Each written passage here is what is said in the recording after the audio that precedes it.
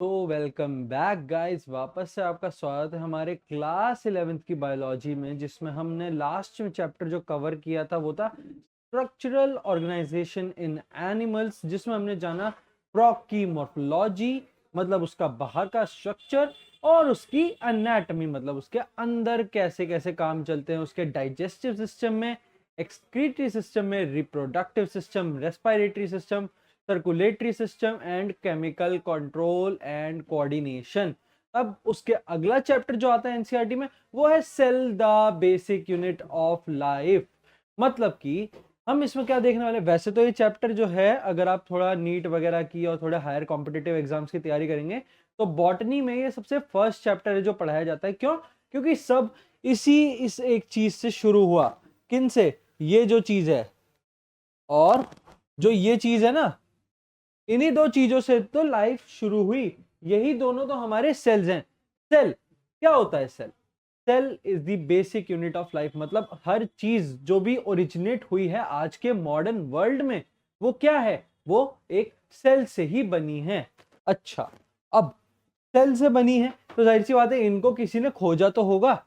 इनको ये किसने खोजा, ये किसने खोज दिया, ये किसने खोजा, ये हर एक अलग अलग साइंटिस्ट ही तो थे। तो साइंटिस्ट की एक लिस्ट हमारे पास है जिसमें से आपको इस साइंटिस्ट पे बिल्कुल ध्यान नहीं देना और इस साइंटिस्ट पे भी फिलहाल ध्यान नहीं देना, इस साइंटिस्ट पे भी कोई ध्यान नहीं देना। हाँ, अच्छा, अब जिन पे ध्यान देना वो है ये। कौन कौन क्या क्या कर रहा था बताना। चालू करते हैं। सबसे पहले ये देखो, कौन है? Robert Hooke. इसने क्या करा था? फर्स्ट डिस्कवरी किसकी? सेल की फर्स्ट डिस्कवरी किसने करी? रॉबर्ट हुक ने। किसने? ये रॉबर्ट हुक। ये आपको याद रखना है, किसने करी? रॉबर्ट हुक ने। लिख लो, रॉबर्ट हुक ने क्या करी? First discovery. अच्छा, ये नाम लिखा है Antonie van Leeuwenhoek. Antonie van Leeuwenhoek, ये है। अच्छा, इन्होंने क्या करा था? इन्होंने फर्स्ट लिविंग सेल खोजा। फर्स्ट लिविंग सेल खोजा मतलब उन्होंने क्या करा? First cell discovery. इन्होंने लिविंग सेल डिस्कवरी। दोनों के डिस्कवरीज में अंतर था। ये नहीं पता कि हुक ने जो डिस्कवर करा वो सेल लिविंग था या डेड था। क्या पता डेड सेल डिस्कवर करा। तो ल्यूवेनहॉक ने बोला कि मैंने तो लिविंग सेल ही डिस्कवर करा सबसे पहले, इसलिए ल्यूवेनहॉक ये बैटल जीत गया। रॉबर्ट ब्राउन ने क्या बोला कि अच्छा ठीक है, तुम दोनों ने सेल तो कर लिया, सेल तो तुमने कर लिया। सेल के बाद जो उसके अंदर क्या है, उनका जो सेल का वर्किंग नेचर कौन दिखाता है? उसका न्यूक्लियस। तो इन्होंने क्या करा? न्यूक्लियस की डिस्कवरी। न्यूक्लियस की डिस्कवरी न्यूक्लियस की डिस्कवरी करी रॉबर्ट ब्राउन ने। ये इन्होंने करी न्यूक्लियस की डिस्कवरी। अच्छा, रुडोल्फ वर्चू, ये एक और नाम है साइंटिस्ट का, रुडोल्फ वर्चू ने क्या बोला? इन्होंने एक स्टेटमेंट दिया, ओमनिस ओमनिस सेल्यूला ओमनिस सेल्यूला ई सेल्यूलर ओमनिस सेल्यूला ई सेल्यूलर। अच्छा, तो अब ये लाइन का कुछ तो मतलब होगा, ऐसी तो नहीं लिख दी किसी ने ओमनिस सेल्यूला ई सेल्यूलर। शायद ये आपको दिखेगा नहीं तो मैं थोड़ा डार्क में लिखता हूं ये वाला पोर्शन। ओमनिस सेल्यूला ओमनिस सेल्यूला ई सेल्यूलर। अब दिख जाएगा ओमनिस सेल्यूला ई सेल्यूलर। रुडोल्फ वर्चू ने एक स्टेटमेंट दिया। अच्छा, इसका मतलब क्या होता है कि हर एक नया सेल जो बनेगा वो अपने पुराने बने हुए सेल्स का ही एग्जिस्टिंग पोर्शन कहलाएगा। मतलब आप जो हो, आप अपने माता पिता के ही तो बच्चे कहलाओगे और किसी के तो बच्चे नहीं हो। तो सेम इन्होंने भी यही बताया कि जो एक न्यू एग्जिस्टिंग सेल है वो क्या है? वो एक रिप्रेजेंटेबल एक आइडेंटिटी है किसकी? अपने प्री एग्जिस्टिंग नेचर की। तो उसके प्री एग्जिस्टिंग नेचर का जहां से वो सेल निकला है। रुडोल्फ वर्चू की ये स्टेटमेंट थी। अच्छा, अब इसके बाद आया हमारे पास शेल्डन और श्वान। हमारे पास क्या है? शेल्डन और शॉन, इन्होंने क्या दिया, शेल्डन एंड शॉन। अब इनमें से एक बॉटनिस्ट है, एक जोलॉजिस्ट है, एक ब्रिटिशर है और एक जर्मन है। तो वो कौन है वो आपको खुद पता लगाना है ताकि आप एनसीईआरटी पढ़ो।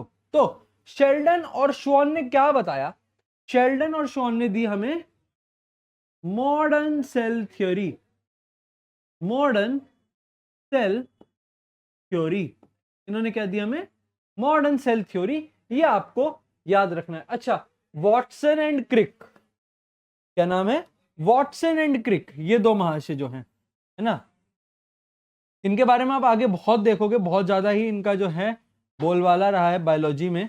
तो वॉटसन क्रिक, इन्होंने क्या बताया, डीएनए के ऊपर इन्होंने डीएनए का स्ट्रक्चर, उसका यूज, उसके मॉडिफिकेशन, सब कुछ इन्होंने बताया अपनी डीएनए की थ्योरी में। डीएनए का स्ट्रक्चर इन्होंने दिया, यूज बताया, मॉडिफिकेशन बताया, है ना, टाइप्स ऑफ डीएनए बताए, सब कुछ वॉटसन एंड क्रिक ने। ये कौन है, ये है वॉटसन भैया, ये है क्रिक भैया, हो गए।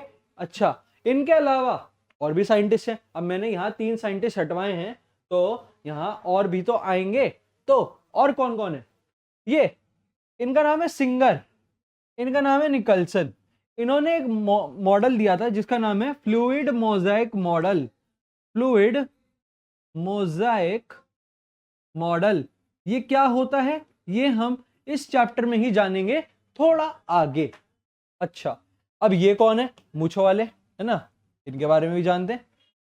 इनका नाम है कैमिलो गोल्जी, कैमिलो गोल्जी। अच्छा, गोल्जी सुनते ही एक चीज याद आती है, वो है गोल्जी बॉडीज। तो इन्होंने क्या करा था, वही जो इनके नाम में लिखा है, इन्होंने क्या करा, discover Golgi bodies, discover Golgi body या गोल्जी अपरेटस, जो भी आप लिखते हो वो लिख देना। अच्छा, अब ये कौन है, इनका नाम है, इन महाशय का नाम है जॉर्ज पैलेड, जॉर्ज पैलेड। अब इन्होंने क्या करा, जॉर्ज पैलेड ने, इसने क्या करा, इसने करा डिस्कवरी, किसकी, चैनल की नहीं, इन्होंने करी discovery of ribosomes, discovery of ribosomes, जो कि बहुत इंपॉर्टेंट है प्रोटीन की सिंथेसिस के लिए। तो ये कुछ साइंटिस्ट हैं जिनको मैंने यहां दिखाया है, Antonie van Leeuwenhoek, Robert Hooke, Robert Brown, Rudolf Virchow, वो Schleiden and Schwann, Watson Crick. वो आपको फिलहाल इस चैप्टर में यूज नहीं है इनका, बट आगे आएगा, फोटो थी इसलिए बता दिया। जॉर्ज पैलेट, ये इंपॉर्टेंट है, कैमिलो गोल्जी, सिंगर निकल्सन, बाकी सारे इंपॉर्टेंट है, बस जो आपको नहीं देखने थे वो थे ये दो, ये, और इन दो का आगे काम है, अभी नहीं है। अच्छा, अब बात करते हैं ओवरव्यू की, सेल के बारे में हम बातें करते हैं। एनसीईआरटी में बहुत सारे सेल टाइप्स दिए हुए हैं, एनसीईआरटी में बहुत सारे सेल टाइप्स दिए हुए हैं। तो शुरू करते हैं, सबसे स्मॉलेस्ट सेल, सबसे स्मॉलेस्ट सेल किसे कहते हैं, वो है माइकोप्लाज्मा, माइकोप्लाज्मा, माइकोप्लाज्मा। अच्छा, अब लार्जेस्ट सेल कौन सा है, लार्जेस्ट सेल है ऑस्ट्रिच एग, क्या नाम है, ऑस्ट्रिच एग है हमारा लार्जेस्ट सेल। अच्छा, और अगला, अच्छा माइकोप्लाज्मा में क्या है, 0.5 माइक्रोमीटर, माइक्रोमीटर ये है इसकी डायमेंशन। अब हमारे को इसमें दिया हुआ है आरबीसी, आरबीसी, आरबीसी की लेंथ क्या होती है, 3 to 5 माइक्रोमीटर, ये भी आपको याद रखना है। यही सेल का ओवरव्यू है। इसके बाद सेल के टाइप्स दिए हुए हैं, तो सेल है 2 टाइप का। अच्छा, अब अगर मैं सेल टाइप की बातें करूं तो मैं क्या बोलूं, अगर मैं यहाँ एक चीज लिखता हूं, चलो यहाँ से शुरू करते हैं। तो हर एक कलर यूज कर दिया मैंने, कौन सा कलर निकालें यहाँ से, हाँ, लेट सपोज ये एक सेल है मेरे पास, इस सेल के अंदर, इसके अंदर इसमें न्यूक्लियर मेम्ब्रेन, न्यूक्लियर मेम्ब्रेन मतलब एक कवरिंग जो किसको कवर करती है, न्यूक्लियस को, क्यों, ताकि कोई भी अनवांटेड पार्टिकल अंदर ना आए। तो अगर ये न्यूक्लियर मेम्ब्रेन उस सेल के न्यूक्लियस में प्रेजेंट है, उस सेल के न्यूक्लियस में प्रेजेंट है या फिर एब्सेंट है, यही सेल को दो पार्ट में डिवाइड करता है। तो अगर प्रेजेंट है उसे क्या बोलते हैं? उसे बोलते हैं यूकैरियोटिक सेल, उसे बोलते हैं यूकैरियोटिक सेल। और अगर वो एब्सेंट है तो बोलते हैं प्रोकैरियोटिक सेल, प्रोकैरियोटिक सेल। तो यही एनसीईआरटी के फर्स्ट 2-3 पेजेस जो हैं वो यही सब बता रहे हैं, यही सब लिखा है। इससे ज्यादा जो है वो बस डायग्राम्स हैं। अगर आप एनसीईआरटी खोलेंगे तो आपको डायग्राम मिलेंगे बहुत सारे, वो आप एक बार देख लेना। Diagram are compulsory, are compulsory. अच्छा, तो अब सर आप आगे क्या बताओगे? मैं बताऊंगा प्रोकैरियोटिक सेल्स। क्या होते हैं प्रोकैरियोटिक सेल? ऐसा एक मतलब ये तो मैंने बहुत गूगल से निकाला डायग्राम, बट एनसीईआरटी में या तो डायग्राम आपको यूकैरियोटिक का मिलेगा, टिपिकल यूकैरियोटिक सेल, या फिर ऐसा भी मिल सकता है ना। तो प्रोकैरियोटिक सेल्स की बात करते हैं। प्रोकैरियोटिक सेल्स में आते क्या क्या हैं? इसमें आते हैं mycoplasma, mycoplasma, blue green algae, blue green algae, blue green algae जिसे कहते हैं, है ना। PPLO, pleuro pneumonia like organism, PPLO, ये सारे प्रोकैरियोटिक सेल्स हैं, ये सारे प्रोकैरियोटिक सेल्स हैं। अच्छा, अब इनमें सेल्स में शेप क्या क्या होते हैं? ये हो गया इसका पहला बात। इसमें आते हैं क्या क्या? इनकी शेप की बात करते हैं। ये हो सकते हैं कोकस, कोकस यानी comma shaped, comma shaped, spirillum, spirillum यानी स्पाइरल शेप्ड, विब्रियो, विब्रियो नहीं, विब्रियो कॉमा होता है, हाँ, विब्रियो और कॉमा शेप्ड। यहां आएगा कोकस मतलब स्फेरिकल, कोकस मतलब स्फेरिकल आएगा, स्फेरिकल। अच्छा, विब्रियो, कोकस, स्पाइरुलम एंड बैसिलस। एक और आता है बैसिलस, बैसिलस मतलब रॉड शेप्ड, मतलब रॉड शेप्ड। अच्छा, अब आओ बना के दिखाते हैं। स्फेरिकल मतलब ये है, ये है, ये है, ये क्या है? स्पाइरो, ये है कोकस। क्या है अगला? स्पाइरुलम मतलब स्पाइरल शेप्ड, ऐसे ऐसे ऐसे ऐसे, ये सारे स्पाइरुलर। अगले क्या हैं? कॉमा शेप्ड मतलब ऐसे शेल्स, ऐसे सेल्स, ऐसे सेल्स हैं। अच्छा, अगले क्या हैं? अगले क्या हैं? रॉड शेप्ड यानी बैसिलस, मतलब ये वाले ऐसे दिखते हैं सेल्स, ये ऐसे दिखते हैं वो सेल्स। ये देखो, ये है प्रोकैरियोटिक सेल्स, ये हैं प्रोकैरियोटिक सेल्स। अब अगला प्रोकैरियोटिक सेल्स। अच्छा, अब इनके अंदर न्यूक्लियर मेम्ब्रेन तो एब्सेंट है, न्यूक्लियर मेम्ब्रेन तो एब्सेंट है, nuclear membrane is absent, nuclear membrane is absent. Therefore nuclear membrane के अंदर, न्यूक्लियस के अंदर क्या होता है? DNA material. तो इससे हमें एक पॉइंट पता चला कि इनका जो डीएनए मटेरियल है वो नेकेड है, मतलब दिख रहा है सबको। इसका जो डीएनए मटेरियल है वो आप अगर माइक्रोस्कोप में देखोगे तो दिख जाएगा। DNA material is naked, NCERT की भाषा है, इज नेकेड। तो ये भी हमें इससे पता चला। अच्छा, अब इसके न्यूक्लियस से थोड़ा सा हटते हैं, बाहर आते हैं। न्यूक्लियस से हटके हम बातें करते हैं इनके सेल एनवेलप की। तो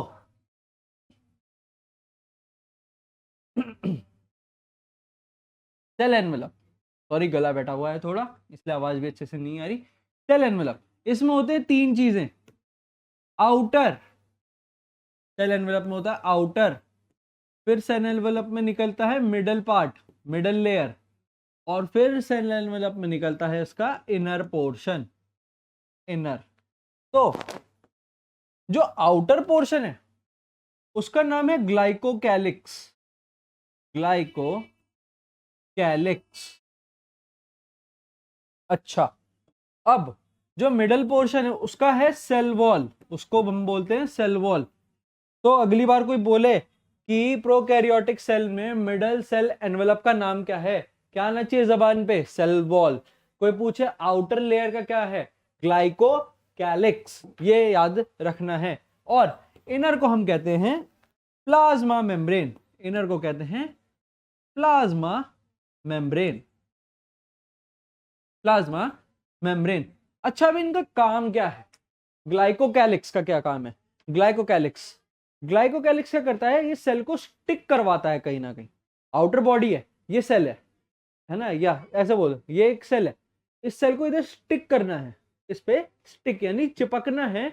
उसके लिए इसके ऊपर ग्लाइकोकैलिक्स लगा हुआ है, क्योंकि उसके अंदर फाइबर्स है। कैसे हैं वो दिखाते हैं, ये देखो। लेट सपोज ये एक सेल, ये सेल की आउटर लेयर है ग्लाइकोकैलिक्स, सेल की आउटर लेयर है ग्लाइकोकैलिक्स। इसके ऊपर ऐसे हेयर लाइक प्रोजेक्शंस हमें देखने को मिलते हैं, जिन्हें हम बोलते हैं मतलब जो भी है वो आगे बताएंगे, है ना। जो स्ट्रक्चर्स होते हैं ऐसे हेयर लाइक प्रोजेक्शंस हैं इस ग्लाइकोकैलिक्स पर, जो इसको चिपकाने में हेल्प करेंगे। अच्छा, अब वो तो हो गया। अब क्या है? अब देखो, ये तो ग्लाइकोकैलिक्स हो गई। ग्लाइकोकैलिक्स के अंदर ये जो ये येलो से हाईलाइट हो रही है, जो ये येलो से हाईलाइट हो रही है, ये है लेयर सेल वॉल की, ये है लेयर सेल वॉल की। अच्छा, अब ये सेल वॉल क्या करेगी? उसने चिपका दिया, अब वहां से कुछ चीजें अंदर आने की कोशिश करेंगी, कुछ चीजें बाहर जाने की कोशिश करेगी। कौन रोकेगा? सेल वॉल रोकेगा कि हाँ रजिस्टर्ड है तो अंदर आए, नहीं है तो वहीं रहे। सेम चीज अंदर से बाहर जाने के लिए भी। अच्छा, सेल वॉल का काम हो गया। अब अंदर, अब अंदर इसमें यहां पर क्या प्रेजेंट है? अंदर इसमें क्या प्रेजेंट है? इधर ये सारे में, ये जो सारा पिंक से हाईलाइटेड है, इसमें प्रेजेंट है प्लाज्मा मेम्ब्रेन। अब ये प्लाज्मा मेम्ब्रेन क्या करेगी? ये जो अंदर आए हैं पार्टिकल्स बाहर से, जिनको सेल वॉल ने अलाउ करा, उनको ये अंदर जो है घुमाएगी। कहाँ? कि वो जो इसके अंदर सेल ऑर्गेनेलीज प्रेजेंट हैं, उन सेल ऑर्गेनेलीज में इसको हेल्प मिलती है पहुंचाने के लिए। कि लेट सपोज एक सेल आया, सेल अंदर आया, ग्लाइकोकैलिक्स के बाद ग्लाइकोकैलिक्स चिपका, सेल अंदर आया, सेल वॉल ने एंट्री दे दी प्लाज्मा मेम्ब्रेन में। वो सेल जो अंदर आया वो घूम रहा है उस सेल के अंदर, जो जो भी चीज अंदर आई है वो अंदर प्लाज्मा मेम्ब्रेन में घूम रही है। उसके घूमने से क्या हो रहा है कि उसको जहां जरूरत है वो वहां पहुंच पा रहा है। कौन पहुंचा रहा है? Plasma membrane. प्लाज्मा मेम्ब्रेन की हेल्प से ही जो एलिमेंट अंदर आए वो अपनी डिजायर्ड प्लेस तक पहुंच पाए। ये है इसका जो हमको सेल का बताया हुआ है एनवेलप के बारे में। अच्छा, अब जो साइंटिस्ट थे उन्होंने ग्राम चेनिंग करी, ग्राम थे, है ना, ग्राम एक साइंटिस्ट का नाम है। इन्होंने क्या करा? इन्होंने बैक्टीरिया चेन करा, और चेनिंग के बाद इन्होंने दो चीजें बताई कि दो टाइप के बैक्टीरिया होते हैं।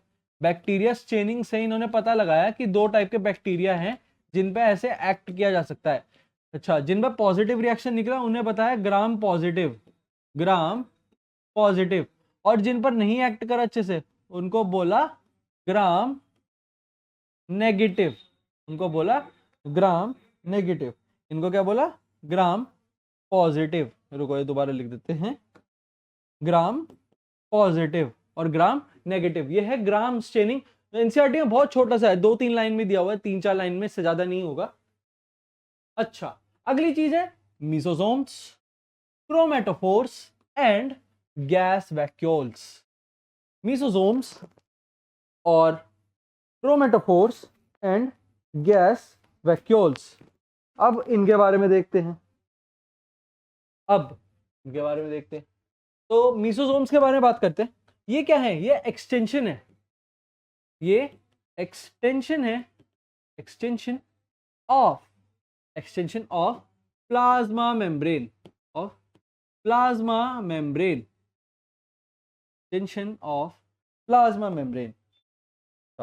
यहां देखते हैं पहले मीसोसोम्स के बारे में। यहां कहीं लिखा है मीसोसोम्स के बारे में, हाँ, विच इज फॉर्म बाय, हाँ ठीक है, चलो। और इनके बारे में जो एनसीईआरटी में और लिखा हुआ है वो है ये 3 तरह के होते हैं, ट्यूब्यूल या वही मार्क करके दिखा देते हैं, आसान रहेगा मेरे लिए, vesicles, tubules and lamella. In 3 form में ये प्रेजेंट होता है। अब आपको लिख के बता दें, tubule, vesicles and lamella, tubule, vesicles and lamella. इसके बाद एनसीईआरटी से भी बताएंगे। क्रोमेटोफोर्स ये कहां प्रेजेंट होते हैं? ये प्रेजेंट होते हैं साइनोबैक्टीरिया में। साइनोबैक्टीरिया कंटेन्स क्रोमेटोफोर्स, क्रोमेटोफोर्स क्या होते हैं? वो भी एक स्पेशलाइज्ड सेल्स होते हैं। क्रोमेटोफोर्स ये भी एक स्पेशलाइज्ड सेल्स होते हैं। अच्छा, अब एक और चीज मेरे को देखने हैं कि गैस वैक्यूल के बारे में अगर कुछ नहीं बताया तो ठीक है, वरना फिर आगे बढ़ते हैं तो नहीं है। अब बात करते हैं स्ट्रक्चर्स की।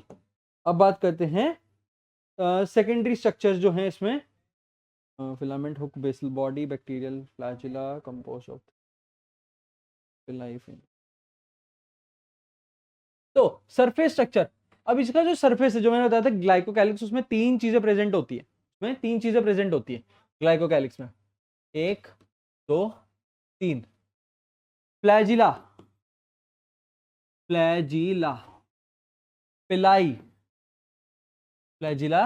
पिलाई एंड फिम्ब्री है शायद। फ्लैजिला, पिलाई एंड फिम्ब्री,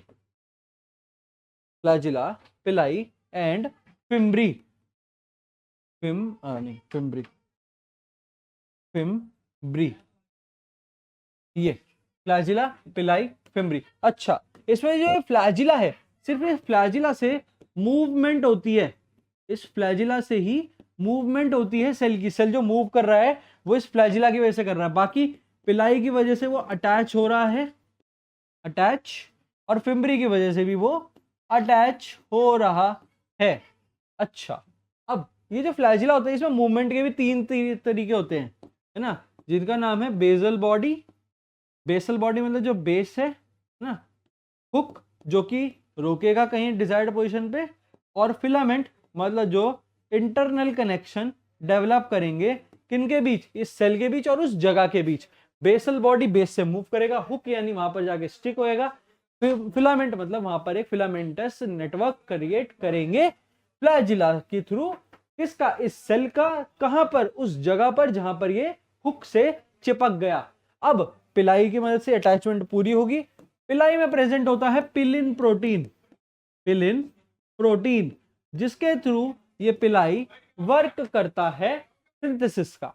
ये इसके सरफेस के स्ट्रक्चर्स जो एनसीईआरटी में गिवन है। अच्छा, अब बातें करेंगे राइबोसोम्स और इंक्लूजन बॉडीज के बारे में। राइबोसोम्स के बारे में, इन प्रोकैरियोट्स में होता है 70s RNA. 70s RNA consist of 50s plus 30s। अब आप बोलोगे सर ये तो 50 प्लस 30 है तो 80 होता है शायद हमारी मैथ्स के हिसाब से, बट अब तुम मैथ्स के नहीं बायोलॉजी के हो, तो ये याद रखना ही पड़ेगा कि 70s में 30s प्लस 50s होता है, बट ये जब साथ में मिलते हैं तो 10s कम हो जाता है, इसलिए 70s रहता है। तो राइबोसोम्स के बारे में ये गिवन है। दूसरी चीज, help in protein synthesis, protein को सिंथेसाइज कराने में हेल्प करते हैं। और एक होता है पॉलीराइबोसोम। जब ये राइबोसोम के साथ क्या मिल जाए? प्लस mRNA को क्या बोलते हैं? Messenger RNA. आरएनए मतलब राइबो न्यूक्लिक एसिड। जब ये मैसेंजर वाला राइबो न्यूक्लिक एसिड राइबोसोम से मिलता है तो पॉलीराइबोसोम बनाता है, पॉलीराइबोसोम। और एक और नाम इसमें लिखा हुआ है एनसीईआरटी में, पॉलीजोम। कहीं तुम बोलो सर ने तो पढ़ाया नहीं, मुझे तो समझ आया नहीं, जैसे एक ने बोला भी था कि मुझे तो नहीं समझ आया। तो क्या नहीं समझ आया वो भी बताना होता है ताकि वो भी समझ में आ पाए। अब मैं गारंटी तो नहीं ले रहा कि जो मैं बता रहा हूं वो सभी समझ आएगा, बट ट्राई तो यही रहता है। इंक्लूजन बॉडीज की बातें करते हैं। Inclusion body, remaining any other part of body, remaining parts remaining parts of body which perform several function, body which perform several function, which perform several function, which perform several function। अच्छा, भी several functions क्या क्या कैसे कैसे करते हैं, जैसे granules की फॉर्म में प्रेजेंट होते हैं, जैसे साइनोफिशियन ग्रैन्यूल्स, साइनोफिशियन ग्रैन्यूल्स, साइनोफिशियन ग्रैन्यूल्स। और भी दो तीन एग्जांपल दिए हुए हैं, मैंने मेन एग्जांपल बता दी जिसमें होती है साइनोफिशिया, एक तरह का पिगमेंट होता है, उसके ग्रैन्यूल्स प्रेजेंट होते हैं जो कि अपना अपना फंक्शन करते हैं इंक्लूजन बॉडीज में। और भी होते हैं जो बहुत सारे तरह के ग्रैन्यूल्स हैं, वो भी आप एनसीईआरटी में देख सकते हो। अच्छा, अब थोड़ी सी और बातें, जैसे कि एक का बहुत अच्छा कमेंट आया किस पर, मेरे किंगडम प्रोटिस्टा वाले वीडियो पर, जो कि बायोलॉजिकल क्लासिफिकेशन का था, कि उसको समझ में नहीं आया कि मैंने क्या पढ़ाया। बट वो ये बताना भूल गया कि उसको क्या नहीं समझ में आया, कौन सा पोर्शन समझ नहीं आया। या तो शायद प्रोटिस्टा वाला था या शायद फंगी वाला था, मेरे को आइडिया नहीं है कौन सी वीडियो, शायद फंगी वाली थी, लास्ट वीडियो जो थी बायोलॉजिकल क्लासिफिकेशन की उसमें। तो इस बार उसकी कन्वीनियंस के लिए कि उसको ये वाला लेक्चर जो है वो समझ में आए, मैंने अभी तक जो कुछ लिखा मैं उसको प्रूव करना चाहता हूं कि वो एनसीईआरटी की चीज है, तो इसलिए मैं एनसीईआरटी के पैराग्राफ्स ही उठाकर ले आया। तो मार्किंग चालू करते हैं, है ना, मार्किंग चालू करते हैं। आओ ऊपर से देखते हैं, ऊपर से देखना शुरू करते हैं। यहां पर क्या है, the cell envelope consist of a tightly bound 3 layered structure. कौन कौन से, ग्लाइकोकैलिक्स, ये देखो कहाँ गया, आउटर मोस्ट ग्लाइकोकैलिक्स, ये देखो ग्लाइकोकैलिक्स एक नाम लिखा है जो मैंने शायद बताया, followed by the cell wall, cell wall को कहते हैं मिडल, ये भी शायद मैंने बताया, and then the plasma membrane, plasma membrane भी मैंने बताया, इनर लेयर को कहते हैं सेम तरीके से। अच्छा, each layer of the envelope perform distinct function, हर एक का अपना अपना फंक्शन कैसे कैसे होता है वो भी मैंने बता दिया। कैसे, अब वो पूछेगा बच्चा सर नहीं समझ में आया, समझाते हैं ना, समझाते हैं क्या। यहाँ ग्लाइकोकैलिक्स का फंक्शन नहीं बताया, ये ऑरेंज से क्या है, ये ऑरेंज से क्या निकाला मैंने, ग्लाइकोकैलिक्स ही तो निकाला, ये ऑरेंज से क्या निकाला, ग्लाइकोकैलिक्स। ये पिंक में क्या है, प्लाज्मा मेम्ब्रेन, प्लाज्मा मेम्ब्रेन। क्या नहीं समझ आया, क्या नहीं समझ आया, आ गया। इसका फंक्शन क्या था, ये अगर सेल मूव कर रहा है तो ग्लाइकोकैलिक्स के वजह से जाकर चिपकेगा, और ये जो सेल वॉल है ये एंट्री देगी उसके पिगमेंट, जो बाहर पिगमेंट प्रेजेंट है कि उन्हें अंदर आना है या नहीं। प्लाज्मा मेम्ब्रेन क्या करेगा, उस पिगमेंट को घुमाएगा और उस पर्टिकुलर ऑर्गेनेली तक पहुंचाएगा जहां पर उस पिगमेंट का काम है। तो क्या इन तीनों वॉल्स का पता नहीं चल गया, क्या उन तीनों वॉल्स का पता नहीं चल गया, पता तो चल गया। अच्छा, अब आगे देखते हैं उसकी कंफ्यूजन, और भी शायद ऐसे एनसीईआरटी पढ़ के मेरे वाले नोट समझ नहीं आए। Although each layer of envelope perform distinct function, they act together as a single protective unit. अब अगर ये वॉल है तो जाहिर सी बात है वॉल वहां पर गिराने के लिए तो नहीं बनी, रोकने के लिए बनी है। तो क्या ये लाइन भी कोई समझाएगा कि हाँ ये प्रोटेक्टिव यूनिट है, जाहिर सी बात है, तो सबको पता ही है कि सेल वॉल प्रोटेक्ट करती है सेल को आउटसाइड एनवायरनमेंट से। अच्छा, bacteria are classified into 2 groups on the, हाँ तो बैक्टीरिया में क्या बताया था, बैक्टीरिया क्लासिफाइड है 2 ग्रुप्स में, कौन कौन से, ग्राम पॉजिटिव, ग्राम नेगेटिव, क्या यही लिखा है, सेम चीज लिखी हुई है। अच्छा, अब क्या है, the cell wall, the cell wall determines the shape of these cell and provide a strong structural support to prevent the bacteria from bursting and collapsing। अब जो सेल वॉल है, इस लाइन से क्या समझ में आया कि जो सेल वॉल है उस सेल वॉल से वो बैक्टीरिया को वो पर्टिकुलर एरिया पता चलता है कि उसकी औकात क्या है, वो कहां तक बढ़ सकता है। अगर उससे ज्यादा बड़ा, सेल वॉल के फटते ही वो सेल कोलैप्स हो जाएगा, बर्स्ट हो जाएगा या कोलैप्स हो जाएगा। तो क्या यही सब लिखा है ना, हो गया। और क्या है, the membrane similar structure. Mesosomes के बारे में क्या बताया था, मीसोसोम स्पेशलाइज सेल है, वेसिकल, ट्यूब्यूल्स और लेमेला की फॉर्म में प्रेजेंट होते हैं। अच्छा, अब इनका काम मैंने यहाँ के लिए छोड़ दिया कि मैं यहाँ बता सकूं कि मैं वही लिखता हूँ जो नेक्स्ट टाइम से मैं जब लिखूंगा तो तुम्हें बिलीव हो कि यहाँ एनसीईआरटी से ही लिख रहा हूँ, इसलिए इस बार मैं नहीं लिखा। They help in cell wall, they help in cell wall formation. अच्छा, कौन हेल्प करते हैं, मीसोसोम्स। मीसोसोम्स का फंक्शन पता चल गया, मीसोसोम्स का फंक्शन पता चल गया। अब की बार कोई बालक कंफ्यूजन में नहीं जाएगा, मीसोसोम का फंक्शन पता चल गया, मीसोसोम का फंक्शन पता चल गया क्या है, help in cell wall formation, help in cell wall formation. अब क्या अगर मैं एनसीईआरटी का पेज नहीं लेकर आता तो क्या मैं ऐसे ही अपने बुलेट पॉइंट नहीं लिखता, इधर जहां पर मैं मीसोसोम्स का बारे में बता रहा था यही नहीं लिख देता सेल वॉल फॉर्मेशन, इधर नहीं लिख देता सेल वॉल फॉर्मेशन? क्या नहीं समझ में आता? जरूर आता समझ में। तो सेम ही तो बात कही है ना। अब दे ऑल्सो हेल्प इन, ये सब इसके एडिशनल जो है यूजेस हैं, चाहो तो लिख सकते हो, नहीं लिखना। जो इनमें से मेन याद रखना है वो है ये, हाईलाइट कर रहा हूं इधर, और अपनी एनसीईआरटी में भी हाईलाइट कर लो, वो है ये डीएनए रेप्लिकेशन। नहीं दिखेगा, लाइट कलर चूज करते हैं। डीएनए रेप्लिकेशन, ये वाली पर्टिकुलर जो वर्ड है डीएनए रेप्लिकेशन, ये किसका है? मीसोसोम्स का। इसको सेम हाइलाइटर से हाईलाइट कर लो ताकि बाद में याद रहे। इस बार एनसीईआरटी पढ़ना भी सिखा रहा हूं साथ साथ इसके साथ, और ये शायद इस पूरे चैप्टर में कंटिन्यू रखूं ऐसे ही, ताकि पता चले एनसीईआरटी देखते कैसे हैं। अच्छा, अब they also help in respiration, और ये to increase the surface area और cyanobacteria in some prokaryotic cells cytoplasm called chromate. हाँ देखो, प्रोकैरियोटिक सेल जैसे क्या बताया था, साइनोबैक्टीरिया। साइनोबैक्टीरिया में क्या प्रेजेंट होते हैं? स्पेशलाइज्ड सेल जिन्हें कहते हैं क्रोमेटोफोर्स, जिनमें क्या होते हैं? पिगमेंट्स होते हैं। क्या ये बताया था? अभी बताया था ये।